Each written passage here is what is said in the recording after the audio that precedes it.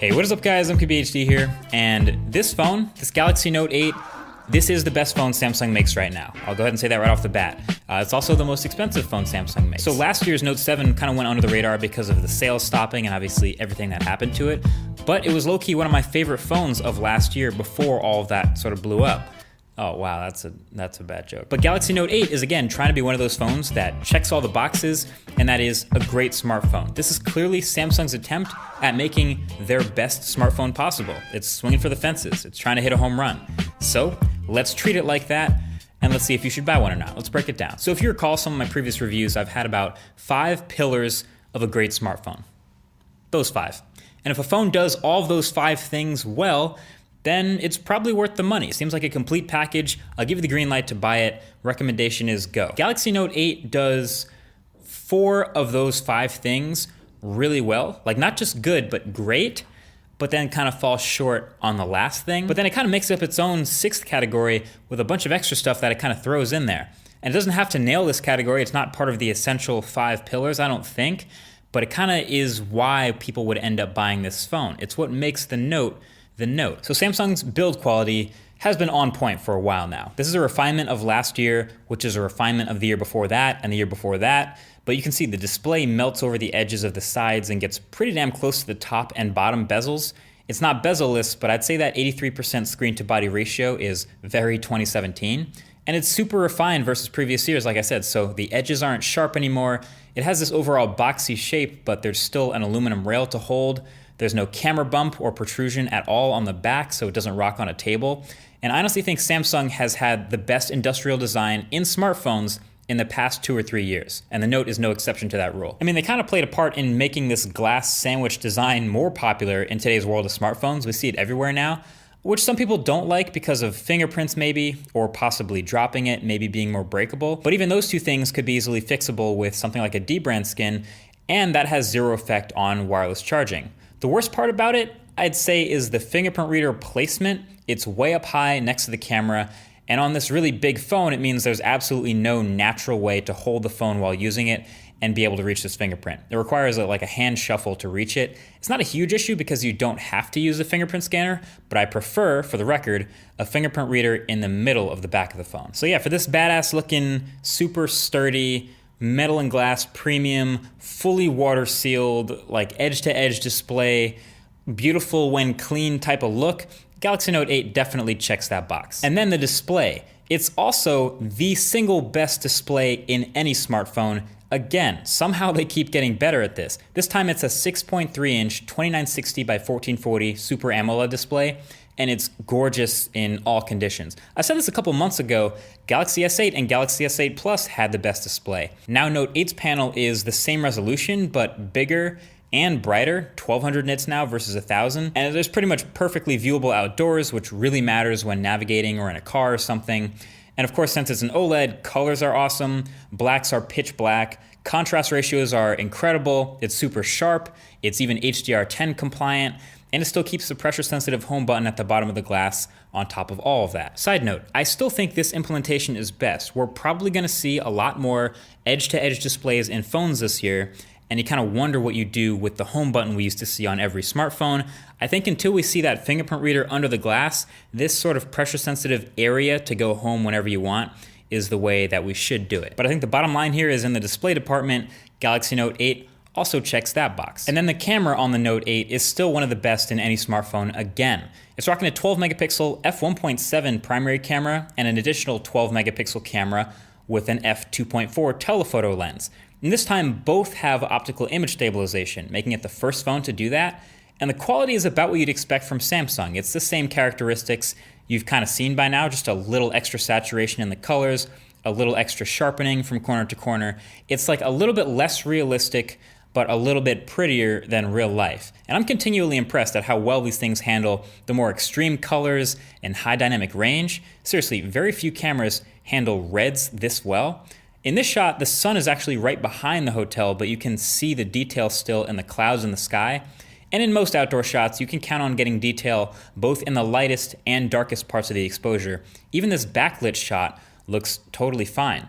And it's safe to bring this thing into low light, of course, as well. Obviously being optically stabilized and letting in a ton of light helps out a lot with that. So there's a lot of good things happening with the camera, puts it firmly in confident point and shoot territory. Meaning if you see a subject that you just want to take a picture of, just a double tap of the home button, point and shoot, and you'll probably get a good shot. So that second lens they added for that telephoto zoom, I found it kind of hit or miss actually. It's not as good as the main camera, and I can actually tell the difference in quality with the 1x versus 2x photos.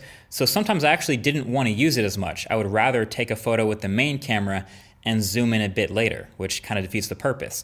But the one thing it did sometimes really work well with was live photos, which is their version of the portrait mode we've seen coming to so many smartphones lately.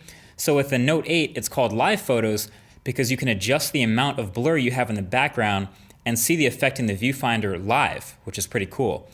You take the photo and then you can adjust the amount of blur after the photo is taken, and it also takes a simultaneous photo with the main camera just in case that portrait one isn't good enough. So they're doing a lot with that second camera. You may or may not find it useful, you may never even use it, but the fact that it's there and it works well alongside one of the best main cameras in any smartphone means it definitely checks that box. And then with performance, this thing is a monster. It has some high-end, some might say best-in-class hardware on the inside, Snapdragon 835, Adreno 540, 6 gigs of RAM, and it moves through Samsung's skin just fine. It's not quite to the smoothness level of phones that are much closer to stock Android. I feel the need to mention this. Like I noticed that mostly when scrolling through a lot of big heavy stuff or through multitasking especially, it's not quite as fast, but it's not really a big enough deal to be a bad thing. Like it's just a tiny delay I noticed because I use a lot of other phones.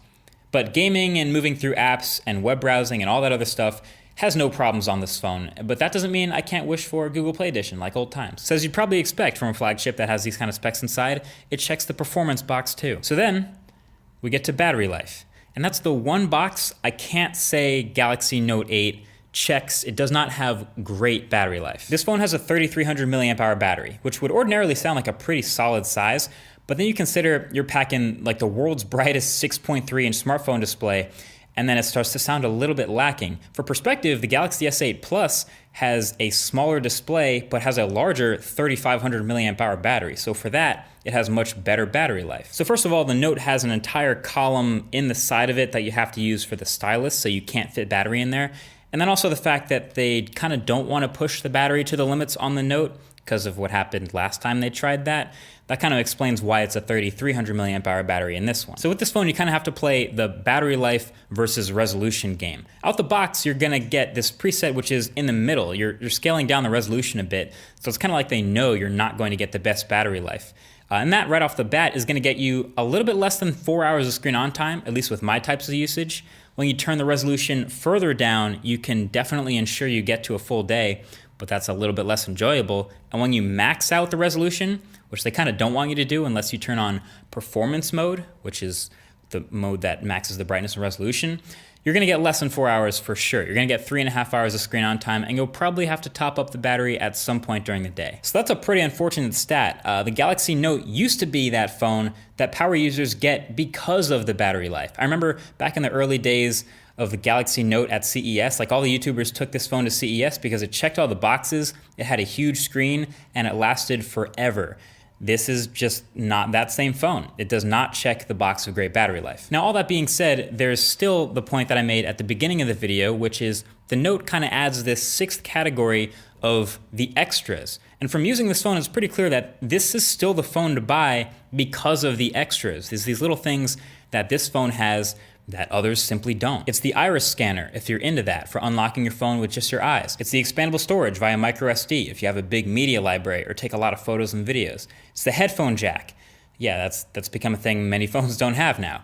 The full water resistance, the dual cameras and all their features, the Bluetooth 5.0 with dual audio and everything that comes with that, and the S Pen, which I'd say is the best stylus experience in any phone right now for people who take a lot of notes or write a lot of things down. So these are things that separate the Note 8 in a little way from other phones and give people that unique reason to buy it.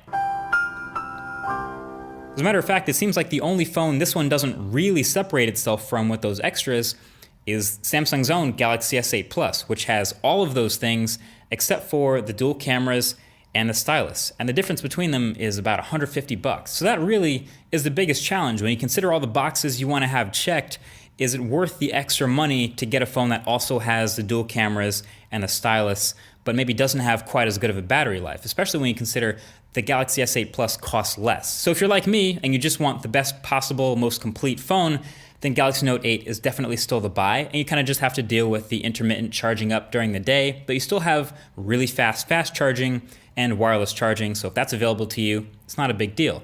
But also consider Galaxy S8 Plus delivers a really similar experience, checks one extra box with good battery, and costs a bit less money. So that's a consideration if you're looking to save a few bucks. So that's pretty much it. Thank you for watching. Talk to you guys in the next one. Peace.